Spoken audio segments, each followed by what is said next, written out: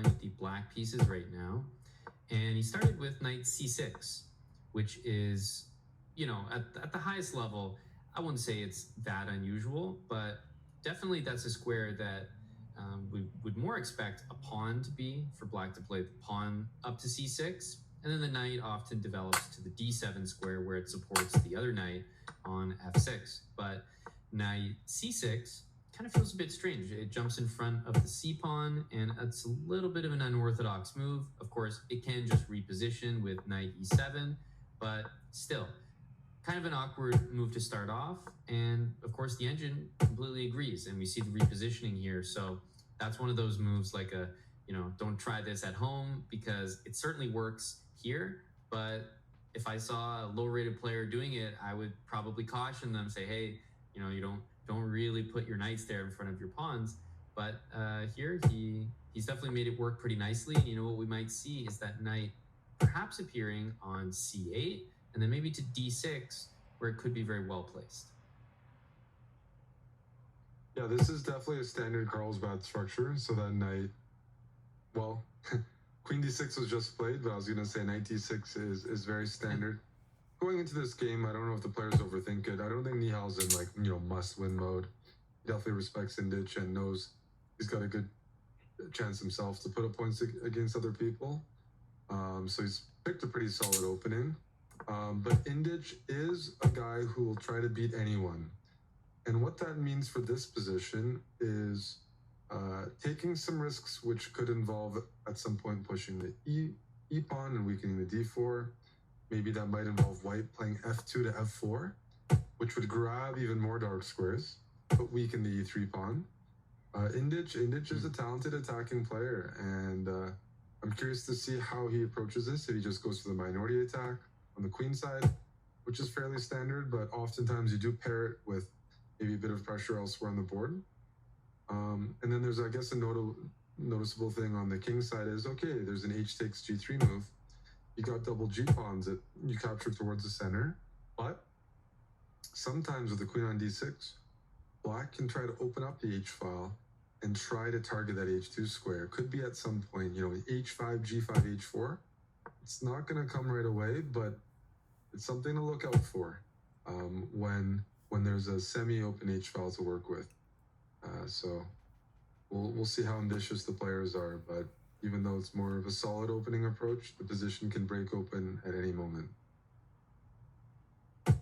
Yeah, there's a few things to consider about the position. The first is that the b pawn on the queen side is moving up the board, but you kind of pause maybe before you play the move b5, because black has a number of very decent reactions. You could take with the c pawn, and then after white recaptures on b5, try to play a5, have a outside pass pawn, or perhaps a bit more standard, you could take with the a pawn on b5 and then push the pawn to c5. So black is kind of ready for the move b5.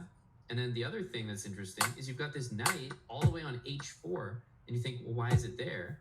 It's actually stopping black from playing bishop to f5, potentially trading off light squared bishops. So although the knight on h4 looks strange, it's completely dominating the knight on e7 and maybe the bishop on d7 square that it might have wanted to use. So kind of some interesting quirks in the position. And we do see a little bit what I was talking about, except white cleverly plays b6 before black could play pawn to b6, which would secure all the pawns on the queen side. I like what both players are doing, but also means they're here for a fight.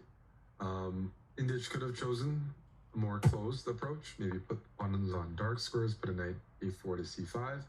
No, he's looking to break open the position, and that means the b6 pawn is weak for him. That means black's a5 pawn is a passer, but also could be weak. The d5 pawn is now isolated. So it's definitely imbalanced, and it definitely demonstrates to me Indic's intentions by provoking this line. Both sides have their positives here, but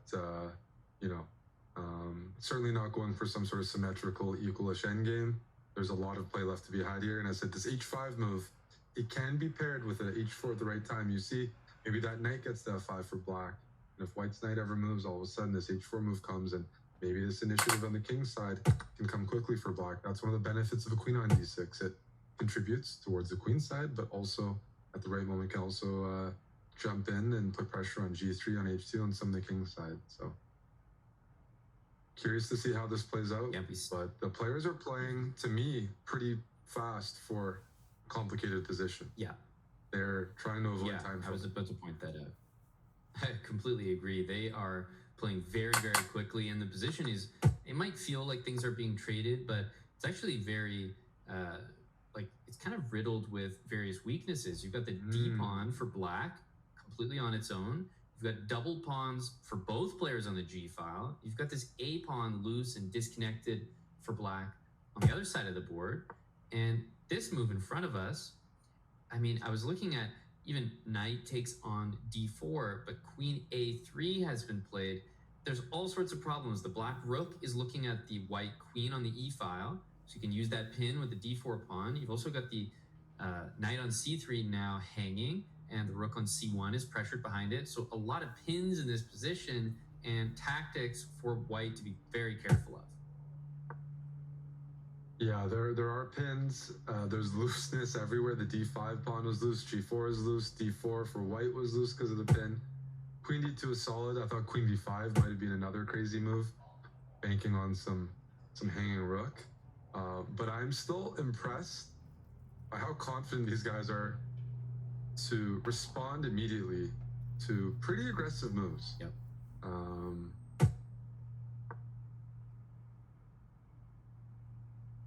King g7, so completely okay with, looking at that g pawn hanging and saying, no problem, that's okay. There is that queen a3 move again, so I wonder if he's going to go back, and he does go back. Interesting, because rook a1, there might be a rook takes c3 move, so can't exactly go for that. Oh, rook takes c3 is a nice line with an eventual rook h8. I think Nihal here is planning to, he said, okay, I'm going to lose that g4 pawn, but the b6 pawn is going to fall in one of these lines. I think he was banking on maybe, rook takes c1, queen b2, pressuring everything. Right. I don't know what happens after, if knight takes, there might have been some issues as well. This is interesting. Knight takes e3, almost as worthy of calculation. I don't see the full follow-up, but it's a little loose for white, but it seems to be hanging on. In the meantime, white is up a pawn. It's up to Nihal to demonstrate compensation, whether it's pushing the a pawn, annoying the second rank, targeting b6, but white's a couple moves away from maybe consolidating a bit more with like a queen f3 move, for example. Yeah, this is a very, very interesting and double-edged game. We're not, this is a big difference from some of the other games that we've looked at. And a reminder, these guys are navigating some very complicated variations here, and they're doing it extremely quickly. Indic has more than half of his time still on his clock, and Nihal is, definitely right there with him. 4.5 minutes remaining. So this entire game has just been very quick, but for the speed, quite accurate as well. Yeah, they're not playing an easy position to play fast moves. That's why we're surprised. This is sharp. The a pawn can run. Maybe white is looking to bring the knight in and queen to g5 and get some counterplay that way. I mean, what happens if white just pushes the pawn down the board, right? I guess Indic could consider bringing the queen back. Or you go forward, but I don't fully see it. I mean, he's calculating maybe knight at h5 check. Nihal's very confident, based on his play, that the queen and knight for white cannot overcome black's defenses, which involves that knight on f5, rook is nearby, pawn's near the king. He's confident that he's okay there, and he can just push the pawn down the board. And Indic is not the type of guy to want to play queen d1. He's an attacking player, he moves forward, we see that from the moves. If he plays queen d1, it means he's not seeing anything else. But I'm very curious what happens if knight h5 check, knight f6. Knight takes d5, I don't see how that contributes. Then a2 seems a little immediate. You need something a bit stronger with more bite, or you've got to move back. He moves back. That's good news for Nihal, most likely, justifies his play.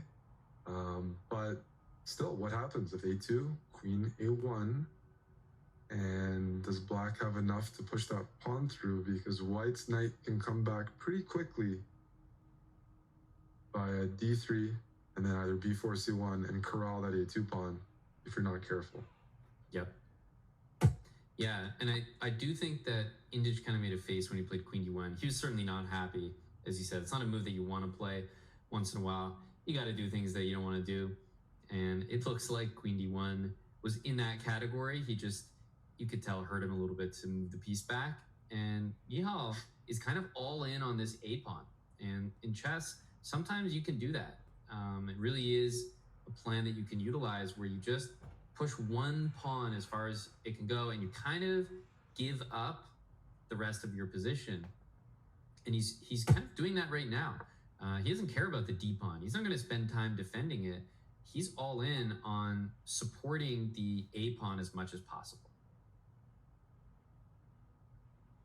Yeah, no, Nihal is all in, but I think he's correctly assessed that losing the g4 pawn to get his a pawn down the board changes the game. The initiative is in his court right now, and Indic is very much a push forward initiative guy.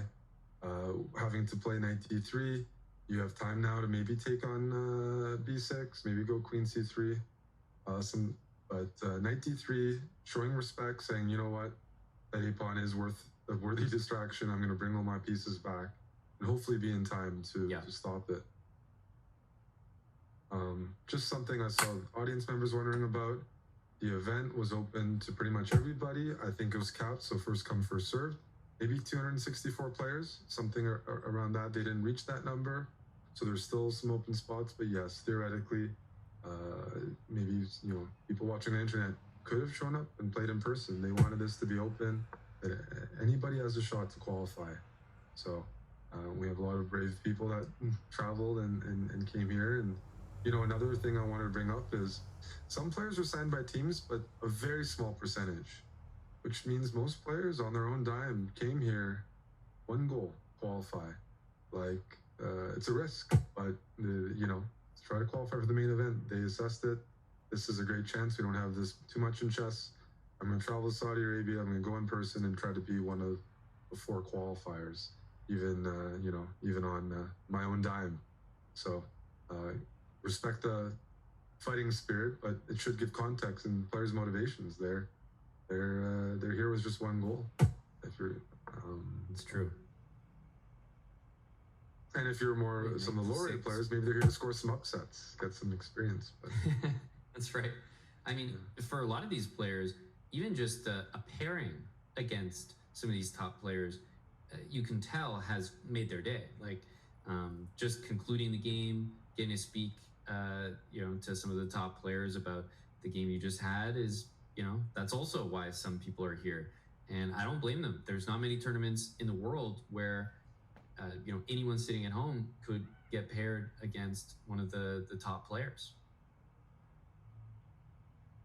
For sure. And as this game goes a bit closer towards the king side, I guess it is time to look at some critical lines, because Nihal has cleared open the c file for the rook. The knight is on e4, preparing to invade with knight c3. And if white ever tries to get 2 pieces on a3, rook c3 is coming in.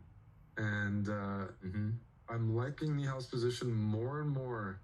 The 5 pawns that white has on the king side, it feels very insignificant compared to the connected passed pawns and that deeply advanced passed pawn on a3. Still have to find killer blow here to remove that queen as a blockade, but progress feels like it's being made. You could even lose more material, and if you get your connected passed pawn, but b7, push b5, b4, b3, you're on your way to winning. And Nihal might have realized that, which explains knight f6. Maybe he's like, okay, if you give me time to play b5, b4, then I get to win it. So it's up to white to prevent black from doing that, because I would say that's a win condition. You get your b7 pawn to b4, connected, passed pawns protected like that, it's game over. But I see tricks already in mind. Knight f4, rook d2, queen a3, rook d1 check. Oof. that hurts. And that is a very, very tricky tactic. Knight f4, rook d2. And I think Indic sees that. He's up on time. That's impressive. Such a tough position. And Nihal, of course, beats it. Oh, and he's going all in here. He sees this back rank idea with knight g4 check. Knight takes f2. There's going to be a rook h1 mate in the end. Well, potentially. There is some knight h3 that you can block, but this once upon this is enough time for Nihal, right? This is he's kind of a specialist in this. We mentioned his bullet before as well. I wonder if now's the time for a calm move like b6 or queen c3.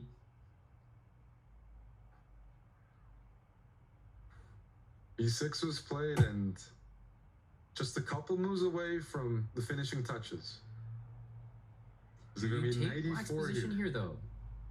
30 seconds, Eric. I'm not sure which side I'd rather play. 30 seconds. This is true. It's crazy. 20. Oh no, Nihal. He hasn't moved. Nihal's very quick, but he needs to move. This is not the move at all. You can trade queens and take on a2. I mean, you're not going to lose that game. There's f3 as well. Yeah. Oh, I think Indic can go into flagging mode here. A great game by Nihal, but not on the clock. 17 seconds to win this game. He's nodding. Yeah, he's nodding. He knows this is his chance, but he's got to focus because Nihal is so good. It's so easy to underestimate him right in this moment. Do you continue attacking or do you try to protect your a-pawn? I mean, I guess he's got to attack. And Indic just wondering, do I go knight e1, knight f4, defend g2, then go for a5? Knight e1 might be the more annoying move to deal with. Oh, knight f2. Pre-moves coming in. Yep, this is extremely intense. 16 seconds. G4, G5 is pretty nice, but he can throw moves like, he can just kind of shuffle. He doesn't need to do anything. And you're going to see the evaluation bar kind of go up and down here because Indic is just trying to giving up the E file. He's just trying to elapse the time. Oh no! He just mouse slipped.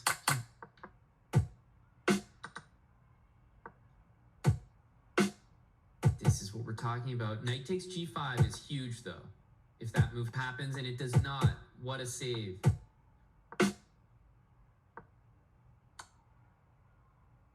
You have to have some experience with flagging here because I think Nihal is he's going to take that knight. Yeah, and this should be, he's even nodding his head. This should be easy. And let's just let him work here because 5 seconds for one of the best bull players in the world is more than enough time.